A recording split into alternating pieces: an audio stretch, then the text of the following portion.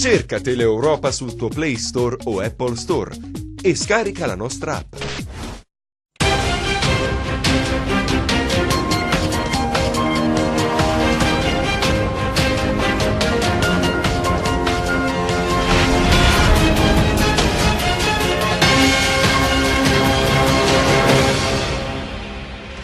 Buonasera, nuova edizione del nostro TG, iniziamo dai titoli. Protesta dei sindaci per il prolungarsi dei lavori in corso sulla statale 107 nei pressi di Spezzano che mirano il turismo della Sila, chiusa anche la strada per Paola.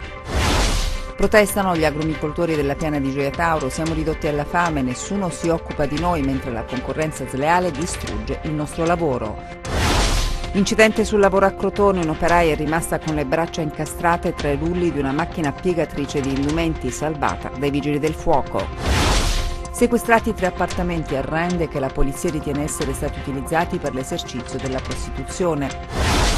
Appello della mamma di Francesco Vangeli, scomparso dai filandari la notte del 10 ottobre scorso. Ai ragazzi dice: attenti alle frequentazioni, scegliete bene gli amici.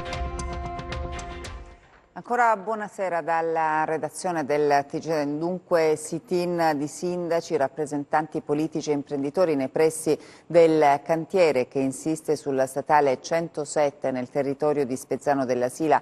Il semaforo installato per regolare il traffico crea enormi disagi nei giorni di maggiore flusso da e per la Sila. Si chiede all'ANAS una regolazione più razionale. Sentiamo Gianluca Pasqua. Ci siamo, domani sapremo se i nostri appelli e inviti sono serviti a qualcosa. La neve caduta in questi giorni sarà ancora una volta l'esca che farà arrivare in Sila migliaia di turisti. Arrivare, appunto, in quanto tempo? Il semaforo sulla 107 è ancora lì e ci sarà fino ad aprile. I lavori sono necessari, ma servirebbe una regolazione più razionale in base ai flussi di traffico. Oggi, a perorare la causa dei cittadini, pendolari e turisti, sono scesi sindaci, assessori e imprenditori che chiedono all'ANAS di favorire il turismo e facilitare la mobilità dei calabresi. Questa arteria che è così strategica per l'altopiano della Sila vada tenuta in considerazione di più da parte dei vertici regionali dell'ANAS.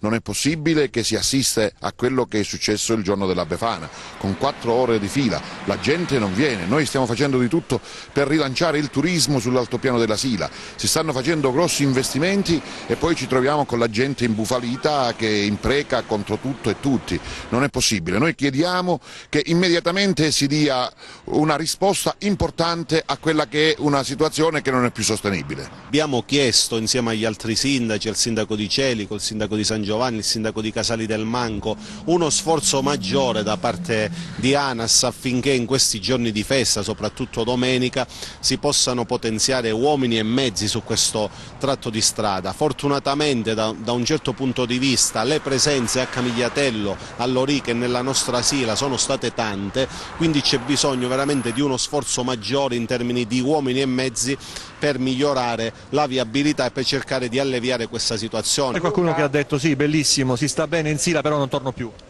Tanti, purtroppo tanti, e quello purtroppo è quello che è il messaggio che portano con sé e divulgano fuori dalla nostra regione, cosa del tutto immeritata per quello che la natura ci ha dato e per quello che gli uomini abbiamo fatto in questo terra. Avete provato a interfacciarvi con l'ANAS? Il mio sindaco sicuramente si sta sentendo con gli altri colleghi e penso che anche in settimana entrante chiederanno un incontro, comunque si interfacceranno anche con vie ufficiali con l'ANAS. I rapporti sono ottimi, quindi penso che andando a sollecitare la chiusura del lavoro o eventualmente un'attenzione a regolare il traffico, specialmente tra sabato e domenica dove ci sono i picchi di punta, a salire la mattina presto e a scendere al rientro il pomeriggio, penso che si possa comunque trovare la soluzione adeguata per finire i lavori e non creare, disservizi a livello di viabilità. Cominciati i lavori sulla statale 107 Silana Crotonese, interessata nei giorni scorsi da una frana. La strada nei pressi di Paola è completamente chiusa al traffico. Terminata la messa in sicurezza del tratto, si riaprirà in un primo momento con un senso unico alternato. Lo Salva Baldino, sentiamo. La buona notizia oggi è che sono cominciati i lavori, i rocciatori li potete vedere già sul costone della montagna con l'ausilio delle funi, stanno cercando di mettere in sicurezza questo tratto del territorio. Sono operazioni complicate, sono operazioni anche pericolose perché proprio sull'asfalto stanno scivolando delle pietre, del materiale che viene giù dalla montagna. Si stanno sistemando anche le reti, la strada è completamente chiusa al traffico, ci sono diversi disagi per gli automobilisti costretti a percorsi alternativi, lo ricordiamo la statale delle Terme oppure la strada per Falconara. Quando riaprirà la strada resta ancora un punto interrogativo. Abbiamo parlato con i funzionari dell'ANAS, ci hanno detto che si farà il possibile per riuscire ad aprire al più presto, questioni di giorni, non di settimane, così ci hanno detto, e di certo all'inizio ci sarà un senso unico alternato regolato dai semafori. Lo ricordo, questo è il chilometro 2+800 nel territorio di Paola, lo stesso tratto di strada interessato da un'altra frana esattamente un anno fa, e ci sono anche le polemiche. Ieri è intervenuto l'ex presidente facente funzione della provincia Graziano Di Natale che ha messo in evidenza come dei lavori siano già stati effettuati mesi addietro e invece ci ritroviamo al punto di partenza. A pagare, dice Di Natale, sono sempre i cittadini. Protestano gli operatori del settore agrumicolo della piana di Gioia Tauro. Siamo ridotti alla fame, dicono. Sentiamo.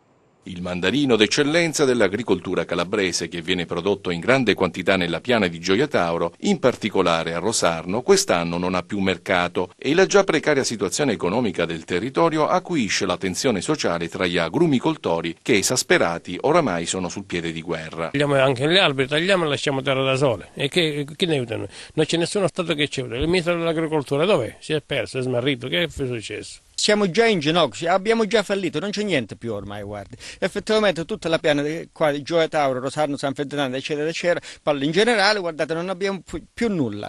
Non c'è lavoro, non c'è niente, i nostri figli si stanno emigrando. Lo Stato effettivamente prende ma non dà, almeno ci dà qualcosa, ci aiuta in qualche modo. Purtroppo così siamo proprio alla rovina, non possiamo fare nulla più. Il primo cittadino a questo punto avverte la necessità di una grande mobilitazione da fare al più presto. Il problema risiede nelle assurde regole emanate dall'Unione Europea. Si tratta di un'imposizione inaccettabile, sostiene il referente di Coldiretti di Rosarno, per i poveri e medi agrumicoltori che preferiscono far marcire il prodotto sulle piante piuttosto che brancolare alla cieca nella vana speranza di un eventuale ricavo indefinito che, come insegna il passato, ha comportato quasi sempre una fregatura per gli agricoltori. C'è poi da considerare la concorrenza sleale della Spagna, che introduce in Europa i prodotti del Maghreb, una concorrenza sleale, sottolinea, che sotto l'occhio benedicente di Bruxelles consente di mettere clementine raccolte da manodopera a basso prezzo, impregnate per di più di pesticidi, concimi e anticritogamici che i nostri coltivatori non possono usare perché illegali.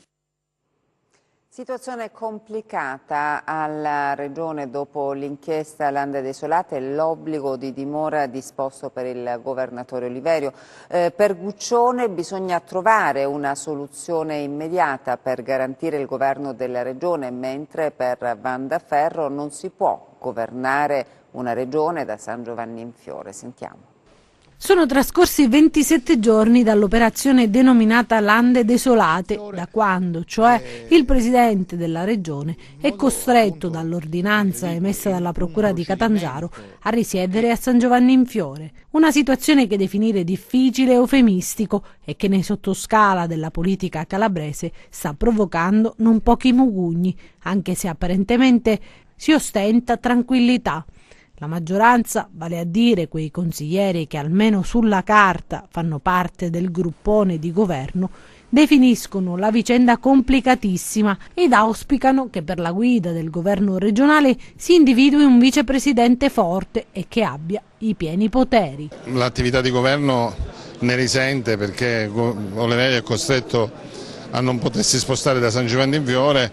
Credo che bisogna trovare delle soluzioni che siano in grado di garantire il governo della Calabria, non l'ordinaria amministrazione, ma dobbiamo affrontare una serie di questioni, a partire dalla sanità, la questione dei rifiuti, la questione della riforma di Sorical, del problema dell'acqua e anche di Calabria Verde, sono questioni che non possono attendere. Oliverio deve trovare le formule per avere una gestione della giunta regionale che sia capace di affrontare queste questioni in attesa che le sue questioni giudiziarie si vengano definite. Di diverso avviso l'opposizione, che spinge affinché si torni presto alle urne. Fratelli d'Italia, la forza politica che mostra più determinazione in questo senso. Credo che la politica debba riprendere in mano la situazione e assumersi le responsabilità. Credo che il governo Oliverio ormai purtroppo, anche per le note vicende che sicuramente dovranno vedere un chiarimento, e quindi confidiamo nelle forze della magistratura e soprattutto auguriamo di poter in qualche modo dichiarare la sua completa estraneità, non si può governare una regione Calabria da San Giovanni in Fiore che pare sia arrivata a diventare capoluogo di regione. L'allarme è stato lanciato da Cosenza, il regionalismo differenziato richiesto da alcune regioni del nord e in procinto di essere approvato rischia di affossare il Mezzogiorno. Gianluca Pasqua, sentiamo. Il Sud sente puzza di bruciato, nel senso che questa storia del regionalismo differenziato, cavalcata da Lombardia, Veneto ed Emilia-Romagna, si può tradurre in regioni ricche, sempre più ricche, e regioni povere, sempre più povere. Un disegno che non aiuta, non invoglia e prefigura scenari apocalittici sia in termini economici che occupazionali. Che fare? La politica, quella confinata nello spazio dell'opposizione, si organizza, o meglio tenta di farlo. L'iniziativa porta la firma del consigliere regionale Mimmo Bevacqua della sua zona DEM, che a Cosenza ha chiamato a raccolta amministratori locali non solo calabresi, ma anche provenienti da diverse regioni del sud. L'intento è quello di lanciare un segnale forte. Se dovesse passare questo referendum scellerato proposto dalla Lombardia, Veneto e anche dall'Emilia Romagna, credo che non resterà più un sud e un nord, ma resterà un sud sempre più debole e un nord che pensa di essere forte ma diventerà colonia di altre zone europee. Gli aspetti economici non sono poca cosa. Mutare gli equilibri assicurati dal fondo perequativo in favore di alcune regioni vorrebbe dire lasciare soltanto le briciole dei 100 miliardi annui al sud, che già stenta a crescere ed assicurare servizi ai cittadini. Quasi 100 miliardi di euro a rischio dai residui fiscali, cioè si verifica il gap che intercorre tra quanto le regioni del nord versano al fisco e quali sono i servizi garantiti ai concittadini. Da questo gap può uscire fuori che 60 miliardi di euro potrebbero essere incassati dalla Lombardia, 20-25 milioni dal Veneto e in scia anche l'Emilia Romagna. Ripeto, vogliamo capirci, vogliamo vederci chiaro, vogliamo capire bene cosa accade, non possiamo consentire uno scempio e uno scippo del genere. La Calabria ogni anno riceve una somma che si aggira sui 450 milioni di euro. Legare i trasferimenti statali all'attuale gettito tributario vuol dire portare le regioni più povere allo sfinimento, un rischio che evidentemente non è stato colto da tutti, anche all'interno dell'opposizione. Personalmente come PD mi aspetto una parola anche dal Partito Nazionale, perché oggi io lancerò una provocazione, allora a questo punto pensiamo a un partito federato come c'è in Germania. No, se non ci sono più le condizioni unitarie, perché anche qui bisogna alzare il tiro, bisogna alzare la voce, bisogna chiedere rispetto per la storia, per la cultura presente nel Mezzogiorno. Immigrazione prima e dopo il decreto sicurezza, dibattito partecipato, assoverato e posizioni politiche inconciliabili. Che il tema sia uno dei più divisivi della politica è cronaca quotidiana. Quanto la Calabria sia coinvolta direttamente è testimoniato dagli sbarchi continui, l'ultimo in ordine di tempo a Torre Melissa nel Crotonese, dove sono stati gli abitanti, il sindaco in testa, a soccorrere i 51 migranti approdati sulle coste. L'accoglienza ai tempi del decreto sicurezza dunque è un tema con il quale la nostra terra deve confrontarsi nei fatti. La partecipazione al comitato convegno di questa mattina a Soverato dimostra quanto la tensione sia alta, un confronto a più voci che non ha avvicinato posizioni che restano distanti. Governare la presenza significa aumentare la sicurezza, quindi non solo è un decreto che è un ombrellino bucato, ma è un decreto che produce un effetto in sicurezza contrario a quanto in realtà proclamato dallo stesso Salvini. Proprio perché i numeri aumentano, a maggior ragione il decreto era necessario, probabilmente bisogna partire da un presupposto che tutto è perfettibile, ma una regola, un qualcosa che andasse meglio a regolamentare non soltanto la fase di sbarco, ma tutta la fase successiva alla presenza dell'immigrato sul nostro territorio nazionale non era assolutissimamente, a mio modesto avviso, necessario. Fin qui lo scacchiere della politica che deve fare i conti con realtà di integrazione espresse dal territorio, i lavori della mattinata chiusi dall'assessore al lavoro della regione Angela Robbe. Il decreto ha creato discussioni, ma discussioni non dialogo, e questo significa che siamo irrigiditi su posizioni che sicuramente non aiutano né il percorso di integrazione di chi c'è né a risolvere delle situazioni che sono ormai internazionali e quindi non possono attendere che ci pacifichiamo naturalmente. Operazione Revenzium, iniziati gli interrogatori di garanzia davanti al GIP del Tribunale di Lamezia Terme per le 12 persone coinvolte nell'inchiesta della DDA di Catanzaro e ritenute dagli inquirenti appartenenti alle cosche Scalise e Mezzatesta, due clan in lotta per il controllo del territorio del Reventino. Sono iniziati davanti al GIP del Tribunale di Lamezia Terme gli interrogatori di garanzia per alcuni degli indagati dell'operazione Revenzium che 2 giorni fa ha portato al fermo di 12 persone presunte appartenenti a due cosche, quella degli Scalisi e quella dei Mezzatesta, in lotta per il controllo del territorio del Reventino. Sono accusati a vario titolo di estorsione, sequestro di persona, violenza privata, danneggiamento a seguito di incendio, detenzione illegale di armi, aggravati dal metodo e dalle finalità mafiose. Alcuni indagati si sono avvalsi della facoltà di non rispondere, mentre altri hanno risposto al GIP negando ogni contestazione. Le indagini coordinate alla DDA di Catanzaro e condotte dai carabinieri hanno consentito di delineare gli interessi criminali delle due cosche derivanti dalla scissione del gruppo storico della montagna nell'area del Reventino, clan in lotta per il controllo del territorio, protagoniste di una cruenta faida. 6 gli omicidi compiuti in 4 anni, tra questi il delitto dell'avvocato lametino Francesco Pagliuso che 2 anni prima di essere ucciso sarebbe stato sequestrato, portato in un bosco e minacciato da alcuni dei fermati nel corso dell'operazione Revenzium. Dopo gli interrogatori di garanzia, il GIP si è riservato la decisione di convalido o meno dei fermi disposti dalla DDA. Un'operaia è rimasta gravemente ferita alle braccia in un incidente sul lavoro avvenuto in una lavanderia industriale in località Passo Vecchio a Crotone. La donna è rimasta con le braccia incastrate tra i rulli di una macchina piegatrice di indumenti. Sul posto sono intervenuti i vigili del fuoco che, nonostante la difficoltà dell'intervento per gli spazi ridotti e la delicatezza della situazione, sono riusciti a tagliare i rulli del macchinario permettendo di estrarre le braccia della giovane. L'operaia ha riportato traumi da schiacciamento. Le altre notizie di cronaca adesso nei nostri 100 secondi.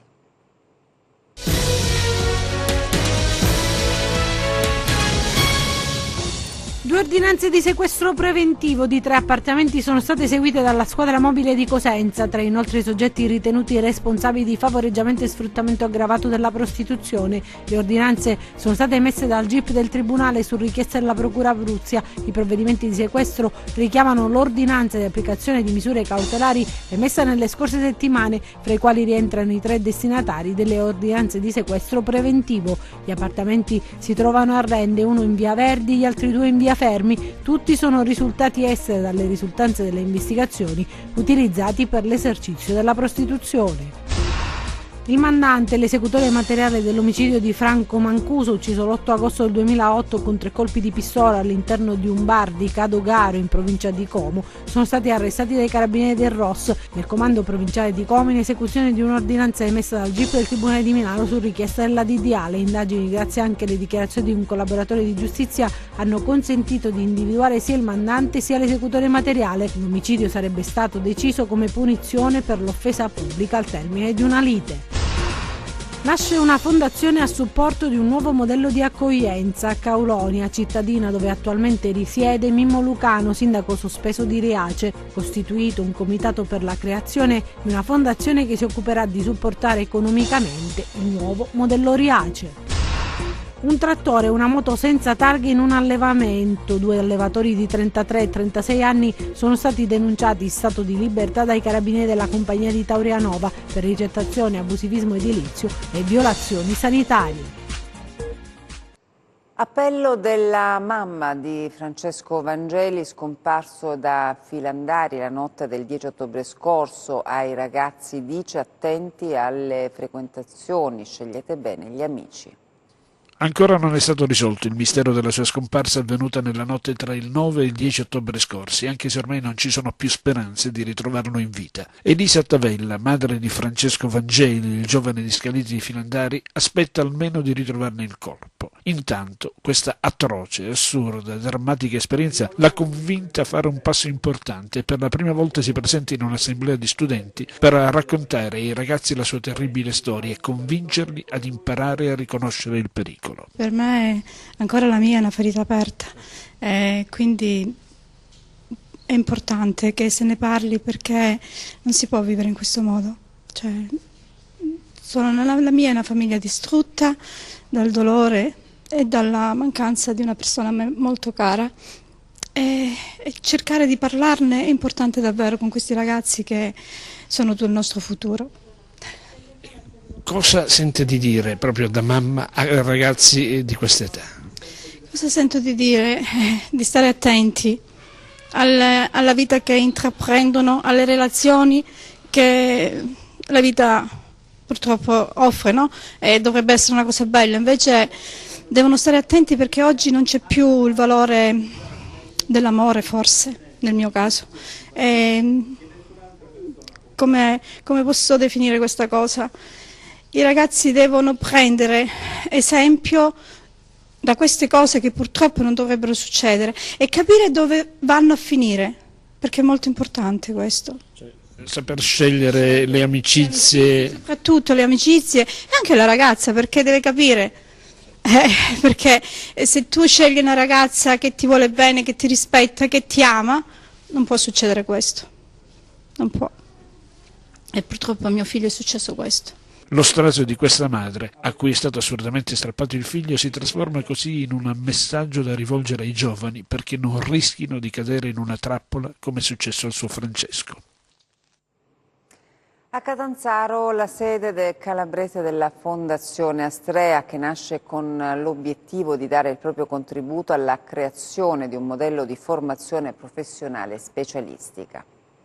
Anche in Calabria apre una nuova sede della Fondazione Astrea con l'obiettivo di diventare punto di riferimento anche nel sud Italia dei giovani che vogliono entrare a far parte delle forze armate e di polizia o intraprendere la strada delle professioni legali attraverso la preparazione e i relativi concorsi. Abbiamo inaugurato lo scorso 19 ottobre e abbiamo deciso sicuramente di investire all'interno di una regione nella quale speriamo non debbano più effettuarsi i cosiddetti viaggi della speranza per ottenere una formazione d'eccellenza che consentirà a tanti giovani di poter diventare uomini e donne dello Stato attraverso la preparazione ai concorsi delle forze armate e di polizia e attraverso una scuola notarile e di magistratura che abbiamo intitolato al compianto giudice Rosario Livatino. La nuova sede rappresenta un primo passo verso un'espansione territoriale e verso una presenza sempre più capillare sul territorio nazionale, ma non solo, è il modo migliore per evitare a tanti ragazzi che vogliono frequentare un corso per diventare avvocato, notaio o magistrato di spostarsi o allontanarsi da casa e godere comunque di una formazione di eccellenza. Speriamo di avere dei feedback a livello territoriale così come li abbiamo avuti finora su tutto il territorio nazionale, ma sono certo che la Calabria in questo come al solito risponderà sempre alla grande. E adesso le previsioni del tempo.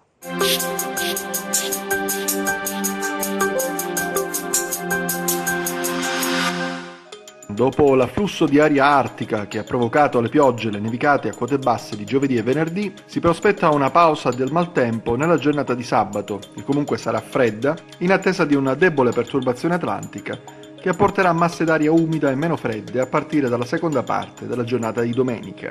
Passiamo alle previsioni in dettaglio.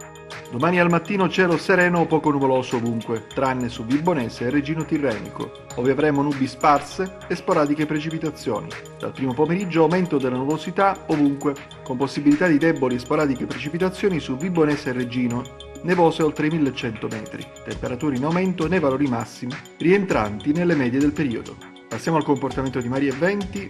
Domani mari mossi, venti da nord-ovest moderati ovunque, tendenti a ruotare da ovest.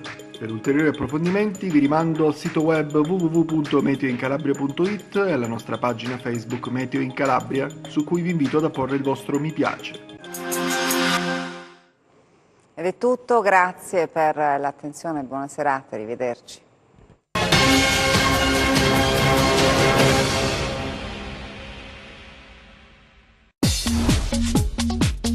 Cerca Teleeuropa sul tuo Play Store o Apple Store e scarica la nostra app.